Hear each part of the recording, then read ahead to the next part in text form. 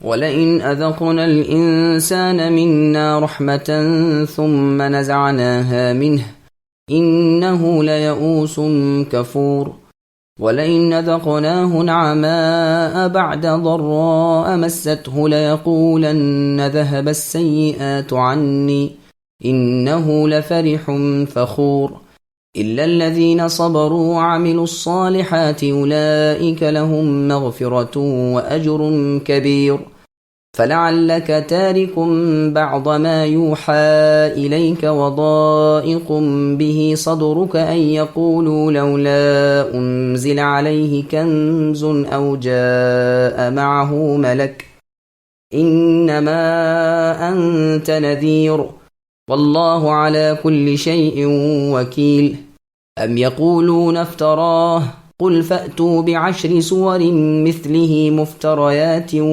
وَادْعُوا مَنِ اسْتَطَعْتُم مِّن دُونِ اللَّهِ إِن كُنتُمْ صَادِقِينَ فَإِن لَّمْ يَسْتَجِيبُوا لَكُمْ فَاعْلَمُوا أَنَّمَا أُنزِلَ بِعِلْمِ اللَّهِ وَأَن لَّا إِلَٰهَ إِلَّا هُوَ فَهَلْ أَنتُم مُّسْلِمُونَ۔ اگر ہم انسان کو اپنی کسی نعمت کا ذائقہ چکھا کر پھر اسے اس سے لے لیں تو وہ بہت ہی نا امید اور بڑا ہی ناشکرا بن جاتا ہے، اور اگر ہم اسے کوئی رحمت پہنچائے اس سختی کے بعد جو اسے پہنچ چکی تھی تو وہ کہنے لگتا ہے کہ بس برائیاں مجھ سے جاتی رہیں۔ یقیناً وہ بڑا ہی خوش ہو کر فخر کرنے لگتا ہے، سوائے ان کے جو صبر کرتے ہیں اور نیک کاموں میں لگے رہتے ہیں، انہی لوگوں کے لیے بخشش بھی ہے اور بہت بڑا نیک بدلہ بھی۔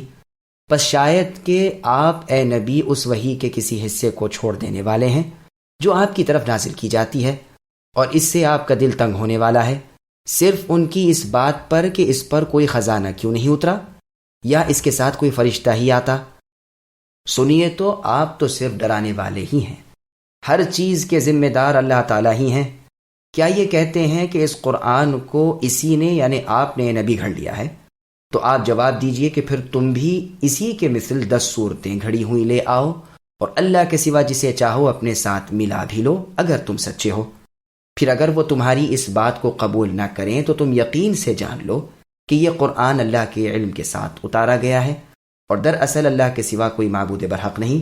بس کیا تم مسلمان ہوتے ہو؟ سامعین اب ان آیتوں کی تفسیر سماعت کیجئے۔ دکھ درد میں صبر کرنا مغفرت کا باعث ہے۔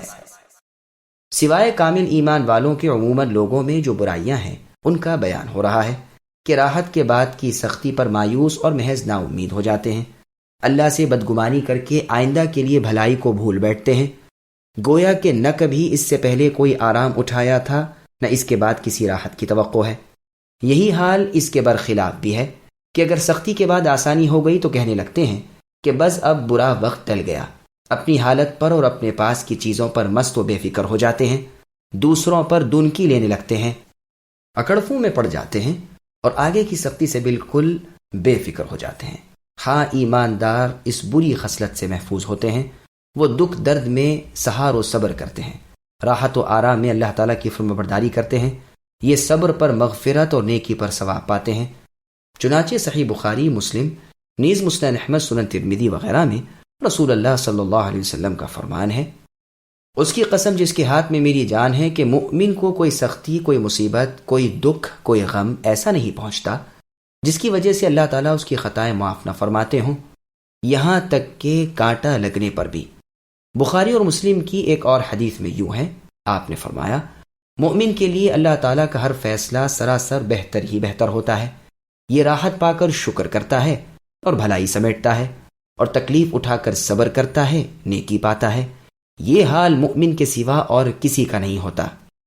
اسی کا بیان سورہ والعصر میں ہے، یعنی عصر کے وقت کی قسم، تمام انسان نقصان میں ہیں سوائے ان کے جو ایمان لائیں اور ساتھ ہی نیکیاں بھی کریں اور ایک دوسرے کو دین حق کی اور صبر کی ہدایت کرتے رہیں۔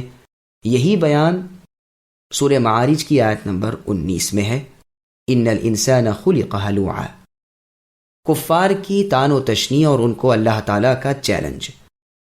کافر لوگ جو ان کی زبان پر چڑھتے وہی طعن رسول اللہ صلی اللہ علیہ وسلم پر توڑتے تو اللہ تعالیٰ اپنے سچے پیغمبر صلی اللہ علیہ وسلم کو دلاسا اور تسلی دیتے ہیں کہ آپ نہ اس کام میں سستی کریں نہ دل تنگ ہوں، یہ تو ان کا شیوا ہے۔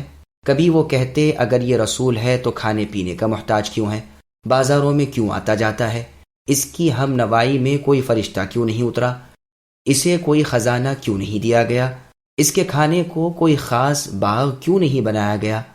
مسلمانوں کو تان دیتے کہ تم تو اس کے پیچھے ہو لیے جس پر جادو کر دیا گیا ہے، جیسا کہ سورہ فرقان کی آیت نمبر 7 میں یہ مضمون ہے۔ بس اللہ تعالیٰ فرماتے ہیں کہ اے پیغمبر، آپ ملول خاطر نہ ہو، آزردہ دل نہ ہو، اپنے کام سے نہ رکیے، انہیں حق کی پکار سنانے میں کوتاہی نہ کیجیے، دن رات اللہ کی طرف بلاتے رہیے۔ ہمیں معلوم ہے کہ ان کی دکھ دہ باتیں آپ کو بری لگتی ہیں، آپ توجہ بھی نہ کیجیے، ایسا نہ ہو آپ کوئی بات چھوڑ دیں یا تنگ دل ہو کر بیٹھ جائیں کہ یہ آوازیں کستے ہیں، بھپتیاں اڑاتے ہیں۔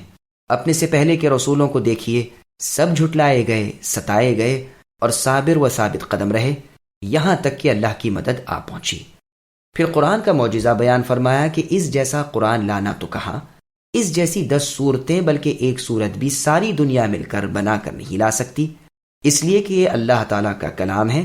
جیسی اللہ کی ذات مثال سے پاک، ویسے ہی اللہ کی صفتیں بھی بے مثال۔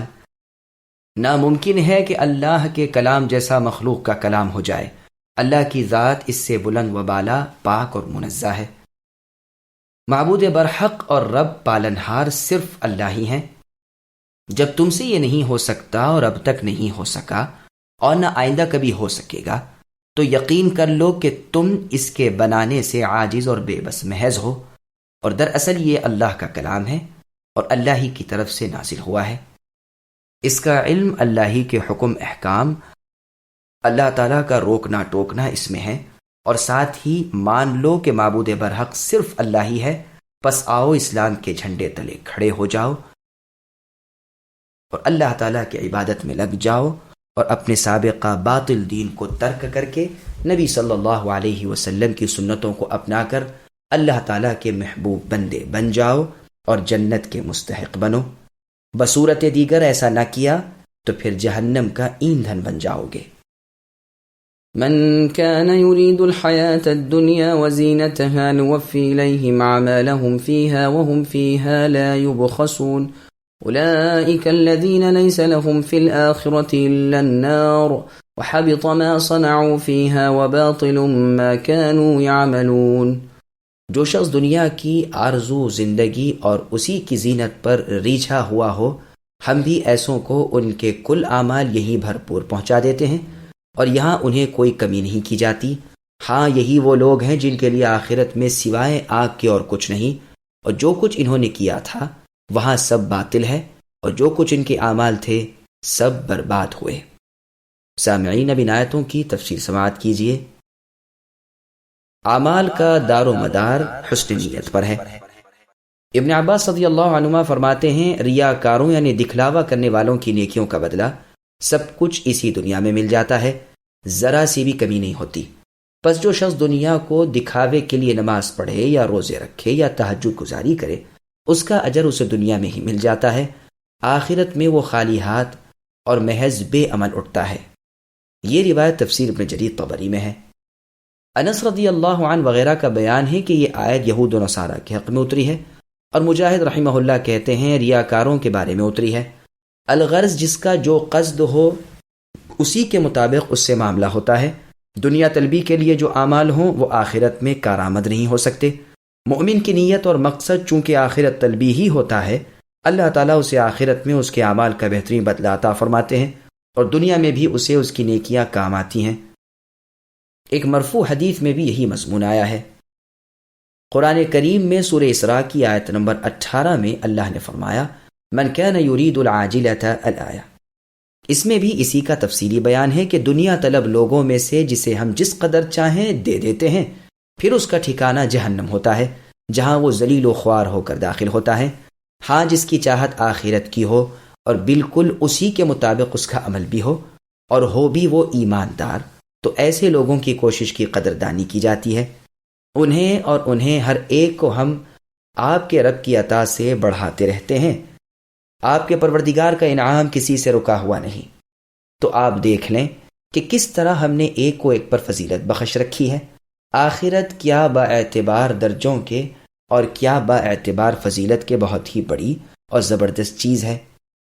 اور سورہ شورا کی آیت نمبر 20 میں اللہ نے فرمایا من کان یرید حرث الآخرۃ نزد له فی حرثہ، یعنی جس کا ارادہ آخرت کی کھیتی کا ہو ہم آپ اس میں اس کے لیے برکت عطا فرماتے ہیں، اور جس کا ارادہ دنیا کی کھیتی کا ہو ہم کو اسے اس میں سے کچھ دے دیں، لیکن آخرت میں وہ بے نصیب رہ جاتا ہے۔